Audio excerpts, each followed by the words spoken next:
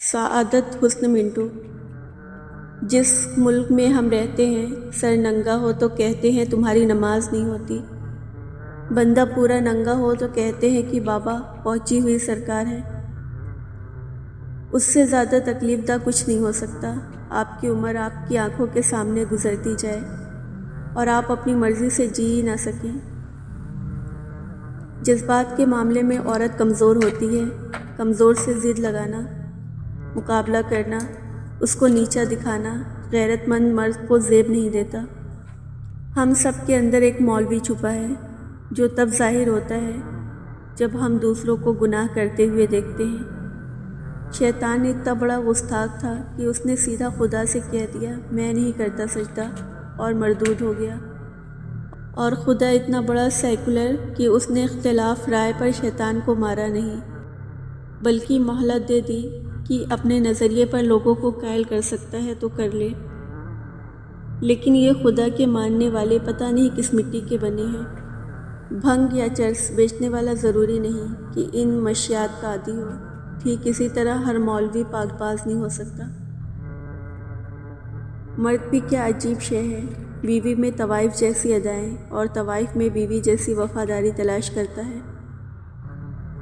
مختصر الفاظ میں زندگی کے متعلق صرف یہی کہا جا سکتا ہے کہ یہ ایک آہ ہے جو واہ میں لپیٹ کر دی گئی ہے۔ جس نیت سے طوائف برقع پہنتی ہے، کچھ مرد بالکل اسی نیت سے داڑھی رکھ لیتے ہیں۔ آپ دنیا کی تمام عورتوں کو برقع پہنا دیں، پھر بھی حساب اپنی آنکھوں کا دینا ہوگا۔ بابے نے سگریٹ سلگاتے ہوئے کہا کہ دکھ تو اس بات کا ہے کہ زندگی کتوں والی ملی اور حساب انسانوں والا دینا ہوگا۔ میں نے ایسی فضا میں پرورش پائی جہاں اپنی خواہشات کا دبانا بہت بڑا ثواب خیال کیا جاتا ہے۔ بیٹی کوئی پیدا نہیں کرنا چاہتا، لیکن بستر پر سارے مرد عورت چاہتے ہیں۔ ہمارا معاشرہ ایک عورت کو کوٹھا چلانے کی اجازت تو دیتا ہے، مگر تاگا چلانے کی نہیں۔ کبھی کبھی سوچتا ہوں میں اپنی آنکھیں بند بھی کر لوں مگر اپنے ضمیر کا کیا کروں۔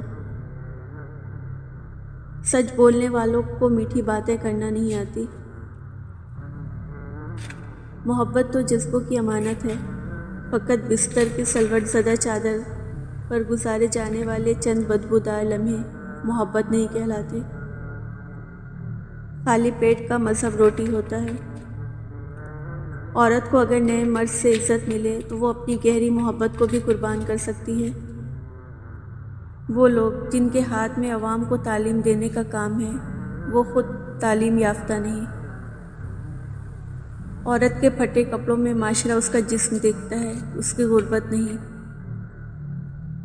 میری تحریریں پڑھ کر اگر آپ کو غصہ آئے تو سمجھ لے کہ آپ اپنے ارد گرد کے ماحول سے ابھی ٹھیک طرح واقف نہیں ہوئے۔ بیٹی کا پہلا حق جو ہم کھا جاتے ہیں وہ اس کے پیدا ہونے کی خوشی ہے۔ عورت صرف غریب اور بدصورت مردوں سے ہراساں ہونے پر شور مچاتی ہے۔ طوائف کے جنازے کو کوئی نہیں پڑھنے چاہتا، مگر اس طوائف کے پاس جانے والوں کے جنازے پر سب لوگ جاتے ہیں۔ ہاتھ چھوڑ دینے والوں کی اپنی اذیت ہے اور ہاتھ چھڑا لینے والوں کی اپنی کہانی ہے، لیکن اس عمل میں محبت یتیم ہو جاتی ہے۔ زبانوں کے پیچھے مت چلو، کوئی تمہیں ایسی کہانی نہیں سنائے گا جس میں وہ خود غدار ہو۔ میں اس معاشرے کا حصہ ہوں جہاں ہم آئینے کا سامنا صرف شکل دیکھنے کے لیے کرتے ہیں۔ انسان کی زندگی میں ایسے لمحات آ ہی جایا کرتے ہیں جو وہم و گمان میں بھی نہیں ہوتے۔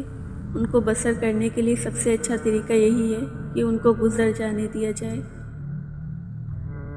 عظمت فروش عورت ایک زمانے سے دنیا کی سب سے ذلیل ہستی سمجھی جاتی رہی ہے، مگر کیا ہم نے غور کیا ہے کہ ہم میں سے اکثر ایسی ذلیل اور خوار ہستیوں کے در پر ٹھوکریں کھاتے ہیں؟ کیا ہمارے دل میں یہ خیال پیدا نہیں ہوتا کہ ہم بھی ذلیل ہیں؟ مرد جس عورت سے محبت کرتا ہے وہ چاہے اس کے جسم کا خنجر سے ٹکڑے ٹکڑے ہی کیوں نہ کر دے، مرد کی محبت کم نہیں ہوگی اور اسے کبھی نہیں چھوڑے گا۔ جبکہ عورت اس کو چھوٹی سی بات بھی کر دی جائے وہ تعلق ختم کرنے پہ آ جاتی ہے۔ یہ ہے مرد اور عورت کی محبت میں فرق۔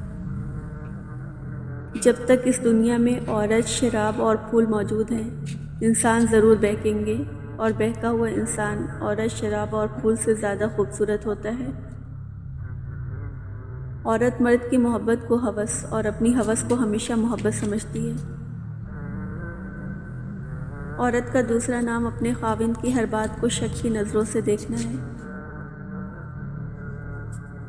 میں صرف اس کا ذمہ دار ہوں جو میں نے کہا، اس کا نہیں جو آپ نے سمجھا۔ عورت اور مرد کا رشتہ فحش نہیں، اس کا ذکر بھی فحش نہیں، لیکن جب رشتے کو چور اسی آستینوں یا جوڑا دار خفیہ تصویروں میں تبدیل کر دیا جائے اور لوگوں کو ترغیب دی جائے کہ وہ تلخیے میں اس رشتے کو غلط زاویے سے دیکھیں، تو میں اس فعل پر فحش ہی نہیں بلکہ نہایت گھٹیا و نامکروہ اور غیر صحت مند کہوں گا۔ ممکن ہے عورت کی آنکھوں میں آپ آنسو ضروری خیال نہ کریں، پر میں آنسوؤں کو ہٹا کر عورت کی آنکھوں کا تصور ہی نہیں کر سکتا۔ آنسو آنکھوں کا پسینہ ہے، اور مزدور کی پیشانی صرف اسی صورت میں مزدور کی پیشانی ہو سکتی ہے جب اس پر پسینے کے قطرے چمک رہے ہوں، اور عورت کی آنکھیں صرف اسی صورت میں عورت کی آنکھیں ہو سکتی ہیں جب آنسوؤں سے ڈبڈبائی رہتی ہوں۔